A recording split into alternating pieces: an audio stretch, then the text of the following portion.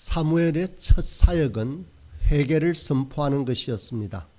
지금 블레셋으로 말미암아 이스라엘은 큰 위기에 빠져 있습니다.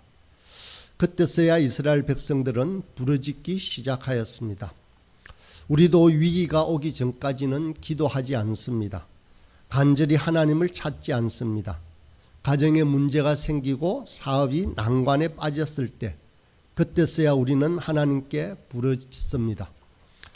우리에게 고난이 닥친다라는 것은 사실 힘들고 어렵지만 그 고난은 우리 막힌 길을 열고 진리의 소리를 듣도록 이끌어 가십니다. 고난의 때에 하나님의 구원을 받기 위해서 가장 먼저 해야 할 일은 바로 회개입니다. 3절에 너희가 전심으로 여호와께 돌아오려거든 이라고 하는 이 하나님께 돌아오는 것, 이것이 바로 회개입니다. 하나님과의 만남은 회개로부터 시작됩니다. 회개는 제사보다 훨씬 낫습니다. 기도를 이끌어가는 것이 바로 이 회개입니다. 우리의 마음을 찢고 하나님 말씀에 순종하겠다라고 하면 하나님은 과거를 불문하고 우리를 위험에서 구원해 주십니다.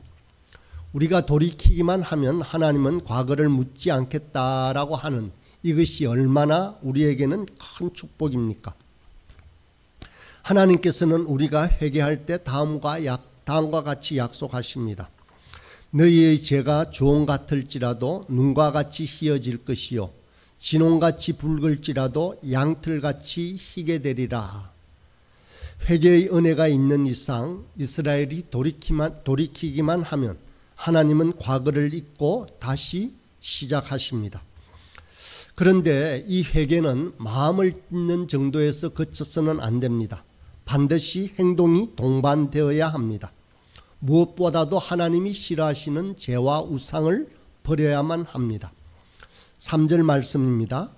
여호와께 돌아오려거든 이방신들과 아스다롯을 너희 중에서 제거하고 너희 마음을 여호와께로 향하여 그만을 섬기라라고 말씀합니다.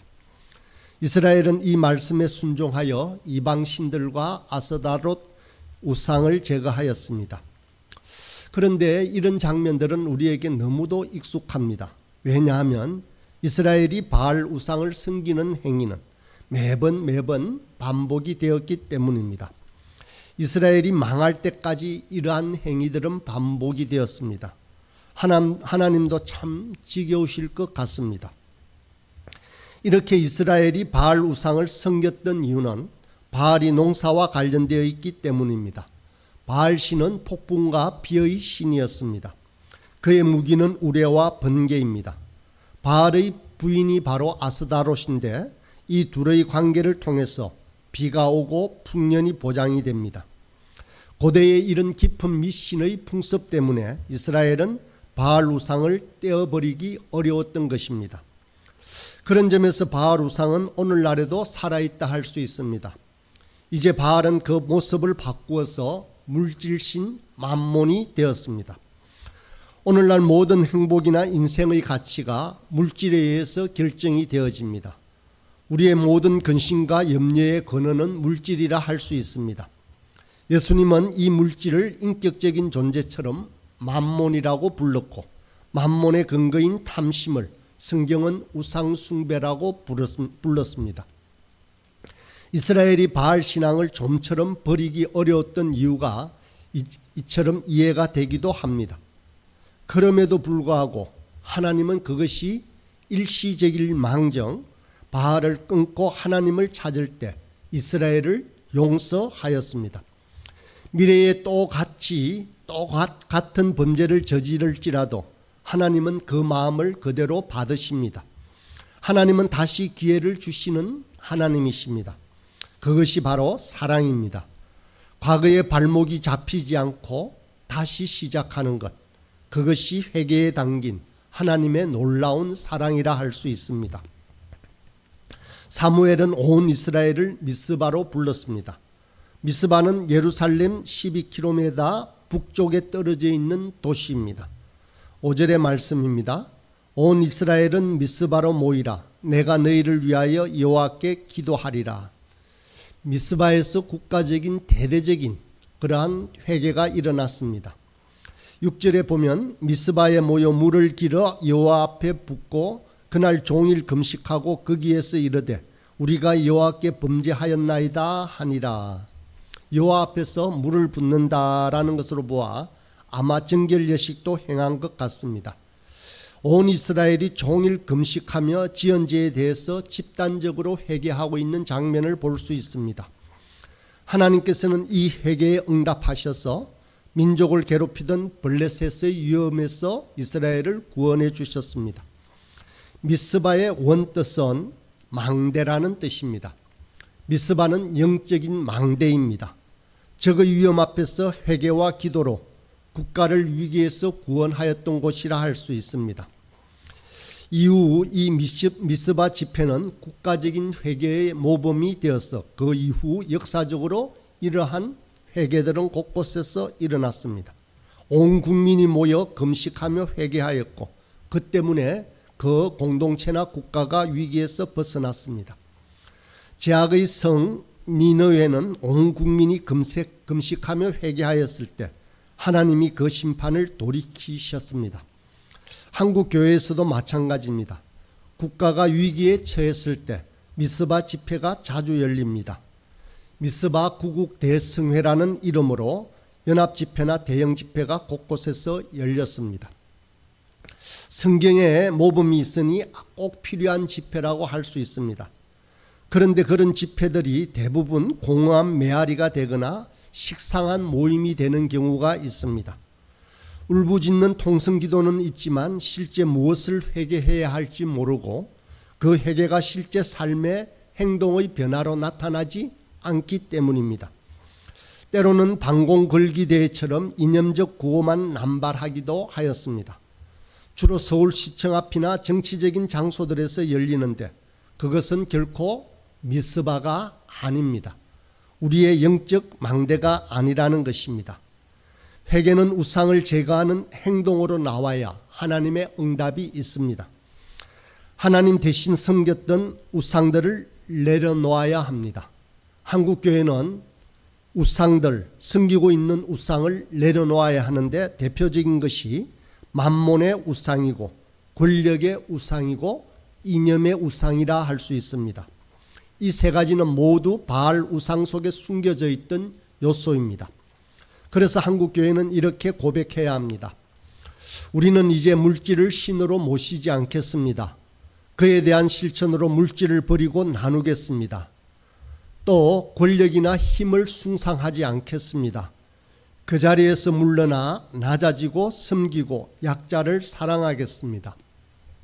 세 번째는 지금껏 인연과 독선에 사로잡혀 배제와 분열과 폭력에서 내려와 이제 모든 것을 포옹하겠습니다. 용서와 사랑으로 나아가겠습니다. 라고 말입니다. 이것이 바로 구국이고 이것이 민족을 살리는 길입니다. 그래야 세상이 듣고 세상 또한 감동할 것입니다. 하나님의 응답으로 이스라엘은 블레셋과의 싸움에서 승리하였습니다. 그런데 이 싸움의 방식은 칼과 방패와 마병이 아니었습니다. 9절 말씀을 보면 온전한 번제를 여호와께 드리고 이스라엘을 위하여 여호와께 부르짖음에 여호와께서 응답하셨더라. 이 이스라엘의 무기는 바로 예배와 기도였습니다. 사무엘에게 요청하였던 것도 기도뿐이었습니다. 8절에 보면 우리를 위하여 우리 하나님 여호와께 쉬지 말고 부르짖어 우리를 블레셋 사람들의 손에서 구원하시게 하소서. 기도와 예배가 우리의 강력한 무기라고 할 수 있습니다. 이에 응답하여 하나님은 우레로 쳐서 블레셋을 물리칩니다. 10절입니다. 그날에 여호와께서 블레셋 사람들에게 큰 우레를 발하여 그들을 어지럽게 하시니 그들이 이스라엘 앞에 패한지라. 이것뿐만 아니라 성경 곳곳에서는 하나님이 기적적인 방법을 통하여서 그런 기적적인 방법을 사용하여서 싸움에서 승리하게 하시는 것을 볼 수 있습니다. 하나님은 그러면 왜 이런 기적적인 방법을 사용하시는 것일까요? 그것은 첫 번째로 세상으로 하여금 이 전쟁이 그저 일어나는 전쟁이 아니라 하나님의 전쟁임을 알게 하도록 하기 위해서입니다. 세상은 하나님이 역사하시는 것을 이 기적을 통해서만 보기 때문입니다. 두 번째는 이스라엘이 약하기 때문입니다. 이스라엘이 의지할 것은 오직 하나님의 우레뿐이었습니다. 이 기적은 약자들이 기대하는 것이었습니다. 힘이 있었다면 힘으로 싸웠을 것입니다. 우리가 기도하는 이유는 힘이 없기 때문입니다. 구스의 100만 군대가 쳐들어왔을 때 아사 왕이 했던 기도가 있습니다. 역대하 7장 17절입니다. 아사가 그의 하나님 여호와께 부르짖어 이르되 여호와여, 힘이 강한 자와 약한 자 사이에는 주밖에 도와줄 리가 없사오니 우리 하나님 여호와여, 우리를 도우소서라고 합니다. 우리는 아주 거대한 문제 앞에, 난간 앞에 서 있는 약자라고 할 수 있습니다. 어떤 문제를 돌파하거나 어떤 시험을 통과하여야 할 때 우리는 모두 약자가 됩니다. 그러니 기도할 수밖에 없습니다. 기도는 바로 이 약자들의 간절함이라 할 수 있습니다. 이 약자들의 저항수단이라 할 수 있습니다. 하나님은 그들의 기도에 대해서 하늘의 우레로 반드시 응답하십니다.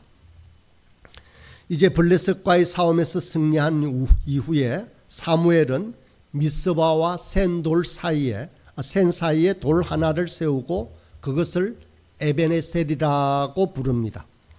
에베네셀의 의미는 여호와께서 여기까지 우리를 도우셨다라는 뜻입니다. 우리 전 생애를 통해서 하나님은 우리의 하나님이시고 우리의 도움이십니다. 하나님의 이름은 여러 가지 모양으로 나타납니다. 과거와 현재와 미래를 지칭하는 하나님의 이름이 있습니다. 미래에 우리를 도우시는 하나님을 우리는 여호와 이레라고 합니다. 하나님은 우리에게 필요한 것을 미리 예비해 두신다라는 것입니다. 현재 우리를 도우시는 하나님의 이름은 바로 임마누엘입니다. 하나님은 우리와 늘 함께 하신다. 그러면서 우리를 인도해 주신다라는 뜻입니다. 그렇다면 과거, 지금껏 인도하신 하나님의 이름은 무엇이라 부를 수 있겠습니까? 바로 에베네셀의 하나님이십니다. 여기까지 도우신 하나님을 묵상할 수 있습니다. 사무엘 시대에는 더 이상 블레셋이 이스라엘을 침략할 수 없도록 하나님께서 만드셨습니다. 본문 14절입니다. 여호와의 손이 사무엘이 사는 날 동안에 블레셋 사람을 막으심에 블레셋 사람들이 이스라엘에게서 빼앗았던 성읍이 에그론으로부터 가드까지 이스라엘에게 회복되니 이스라엘이 그 사방 지역을 블레셋 사람들의 손에서 도로 찾았고 또 이스라엘과 아모리 사람 사이에 평화가 있었더라. 에베네셀의 하나님, 여기까지 인도하신 하나님. 우리 민족도 우리 근대사를 돌이켜보면 바로 이 에베네셀의 하나님이 함께 하셨음을 알 수 있습니다. 그 에베네셀의 하나님을 우리 모두는 꼭 기억해야 합니다. 동족 상잔의 6.25 한국전쟁과 폭력과 분열로 폐허가 된 우리 민족을 하나님은 이제 OECD 국가에서 아주 함께하는 경제대국으로 발전시키셨습니다. 독재와 불의의 전근대적 국가에서 민주주의의 정의의 국가로 성장시켰습니다. 이것은 바로 하나님의 은혜입니다. 우리는 이것을 꼭 기억해야만 합니다. 어떻게 해야 하나님이 기뻐하시고 어떻게 해야 하나님이 함께 하시는지를 알고 그 뜻대로 행할 때 또 한 번의 승리가 우리에게 주어질 것이 분명합니다. 나라뿐만 아니라 우리 개인적인 인생에서도 마찬가지입니다. 에베네셀의 추억이 꼭 필요합니다. 하나님께서 여러분의 인생을 어떻게 인도하셨습니까? 여러분의 인생에 승리의 기억이 있습니까? 하나님이 함께 하셔서 행복했던 기억이 있습니까? 그렇다면 이것이 바로 에베네셀의 하나님이십니다. 저와 여러분에게 미래에 대한 희망이 필요할 때도 있지만 과거의 추억이 우리를 살리는 힘이 되기도 합니다. 성경은 여기까지 함께 하신 에베네셀의 하나님의 손길을 기억하며 기록한 글들입니다. 이스라엘은 출애굽을 두고두고 기억하고 축제를 벌였습니다. 이것이 현재의 고난이나 문제를 극복하는 힘입니다. 또한 교훈입니다. 역사는 그래서 아주 소중한 것입니다. 옛적 일이라고 그냥 넘겨서는 안 됩니다. 반드시 기억하고 반드시 감사해야 합니다. 오늘 하루도 하나님의 은혜를 기억하며 승리하는 저와 여러분이 되길 간절히 소망합니다.